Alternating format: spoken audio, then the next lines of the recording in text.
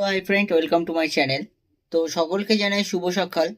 তো আপনারা জানেন যে একটা লেটেস্ট আপডেট কিন্তু চলে এসেছে, সেটা হচ্ছে ব্যাংক অফ ইন্ডিয়া, অর্থাৎ এলাহাবাদ ব্যাংক বা ব্যাংক অফ ইন্ডিয়া, তাদের প্রত্যেক গ্রাহকের কিন্তু যে এইপিএস সিস্টেমটা, আধার কার্ড দিয়ে টাকা তোলার সিস্টেম, সেটা কিন্তু ব্লক করতে শুরু করেছে। হ্যাঁ, সেটা কিন্তু অনেক গ্রাহকের ব্লক হয়ে গেছে, আর ইতিমধ্যে আরও অন্য অন্য গ্রাহকদের হওয়া কিন্তু শুরু করেছে।